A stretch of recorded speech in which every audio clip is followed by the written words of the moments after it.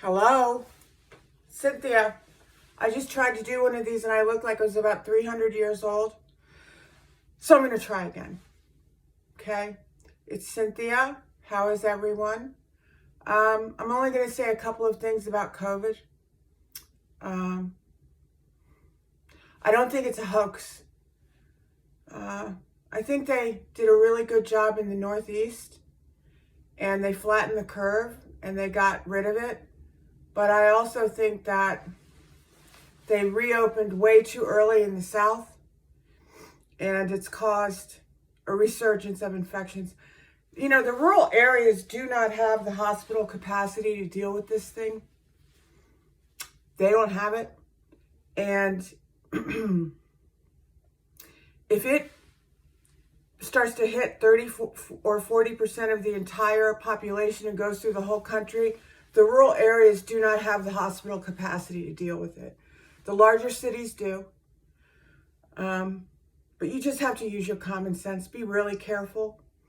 The more space you have, right? The more private property you have, and the more you're able to distance from people, the better off you're going to be.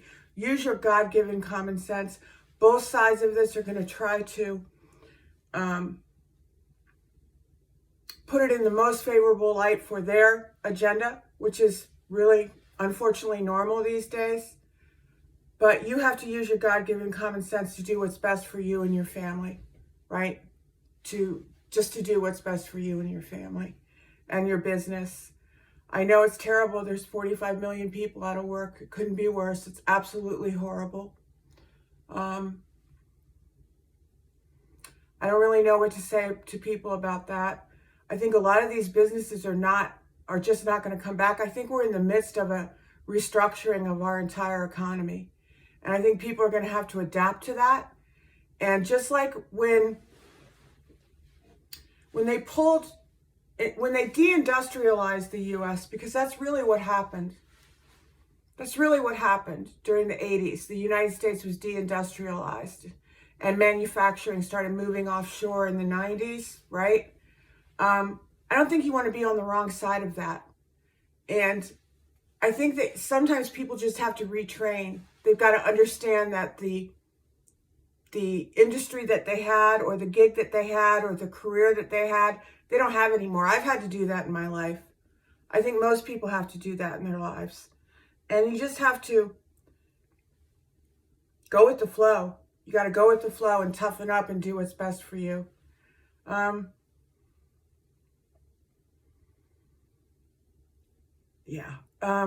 This administration is a disgrace.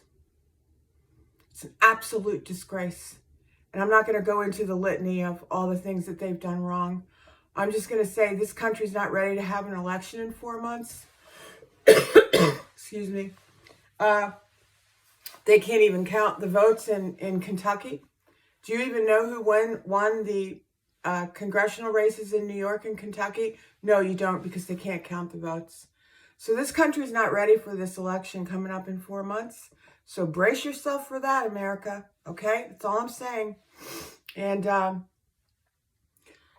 saw an article in The Hill yesterday about brightening cream and how that was a symbol of white supremacy. And I thought, these people have really jumped the shark, you know? They have really jumped the shark.